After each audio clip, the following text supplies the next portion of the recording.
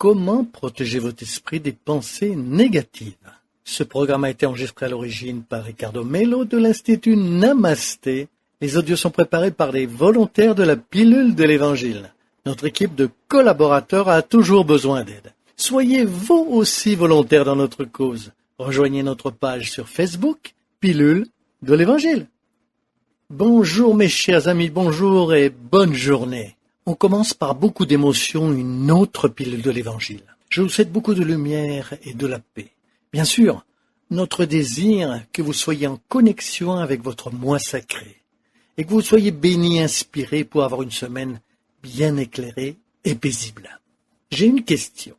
Que faites-vous pour faire face aux pensées négatives qui viennent à votre esprit? Comment vous protégez-vous du dialogue interne que nous avons dans notre tête, qui souvent nous fait du mal? Il est la voix interne qui dit « Tu ne peux pas, tu ne vas pas réussir, vous ne résoudrez pas ce problème ». Parfois, vous voulez être heureux, vous commencez une relation et le dialogue interne commence. Cela ne va pas fonctionner. Vous avez souffert avant. Vous voyez, vous serez affecté de nouveau.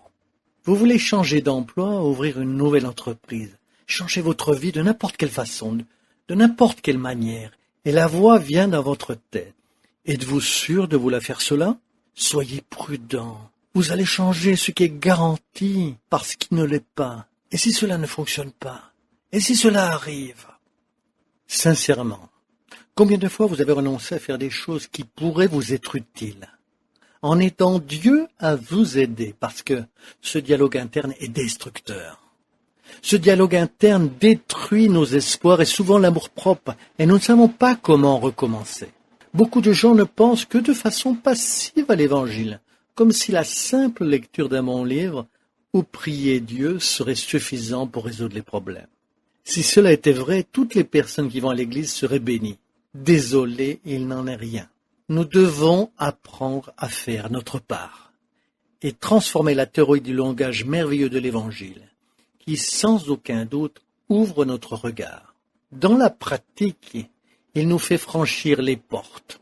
Je veux dire en particulier dans ce cas de l'Évangile, par rapport aux pensées positives ou négatives. Vous avez une façon de vivre où vous cultivez tout le temps, ou dans la majorité du temps, les plaintes et les réclamations. Vous allumez le téléviseur et ne voyez que des choses négatives. Vous allez au travail et vous parlez seulement avec des personnes qui sont négatives. C'est certain qu'après cela, vous aurez un dialogue interne négatif. Et bien sûr, si vous plantez une pomme, vous récolterez des pommes. Souvenez-vous, nous en avons déjà parlé. La réforme proposée est précisément la façon dont vous prenez soin de remodeler le dialogue interne. La plupart de notre travail est d'aider les gens à se libérer de ce dialogue interne destructeur.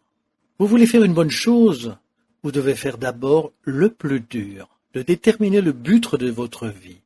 Mais pour une raison quelconque, vous le laissez tomber.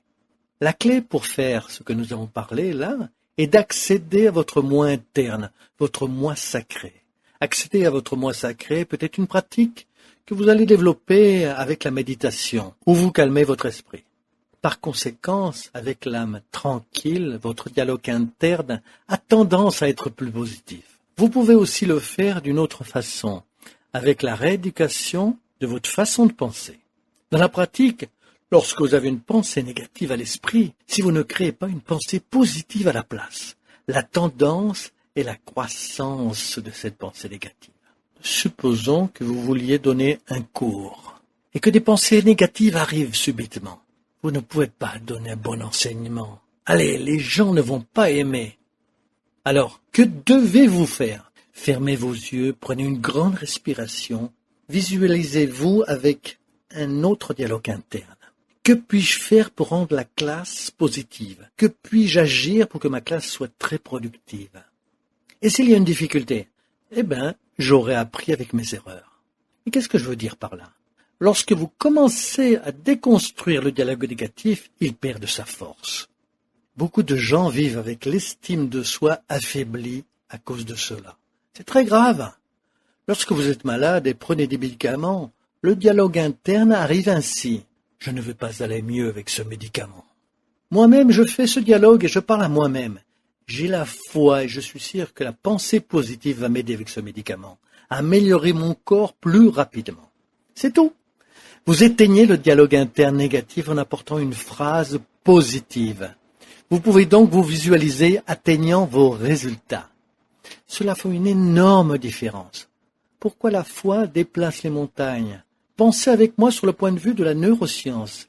Si vous avez foi en n'importe quoi, vous verrez cette chose s'accomplir. Si vous avez la foi pour résoudre des problèmes, vous vous voyez avec ce problème résolu parce que la foi vous donne cette condition. Et quand vous vous visualisez, vous créez un impact hormonal sur votre corps à cause de l'image consciente que vous créez.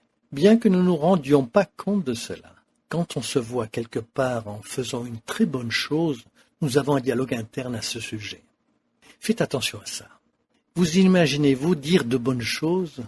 Vous visualisez-vous se sentir à l'aise? Même si vous ne vous rendez pas compte, vous avez la foi que Dieu vous bénisse et vous éclaire.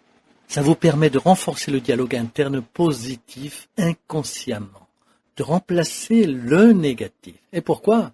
Travaillez notre foi en Dieu, mais aussi faites votre part. Aidez Dieu à vous aider, comme nous guide Emmanuel. En bref, si les pensées négatives viennent, réinscrivez-les. Fermez vos yeux, apportez des pensées positives. Prenez une profonde respiration. Imaginez-vous avec ce que vous voulez, comme si vous l'avez déjà accompli. Vous allez remarquer que les pensées négatives vont disparaître, vont perdre de la force. Pourquoi?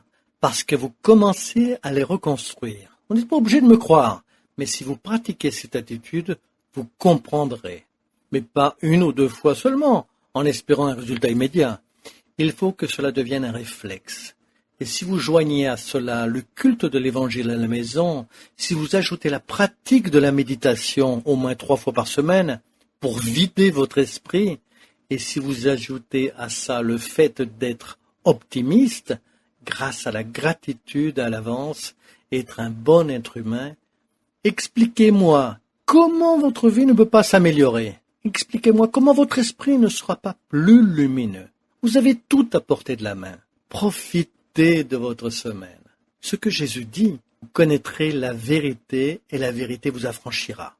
C'est bon que nous puissions apprendre ensemble un peu plus chaque jour sur la façon de construire une vie plus harmonieuse et heureuse. Que Dieu vous bénisse, vous inspire toujours, et attention aux pensées négatives. Toujours renforcer le positif. Pratiquez les exercices. Merci d'avoir partagé les pilules de l'Évangile. Lumière et paix. Et, comme toujours, à bientôt. À très bientôt.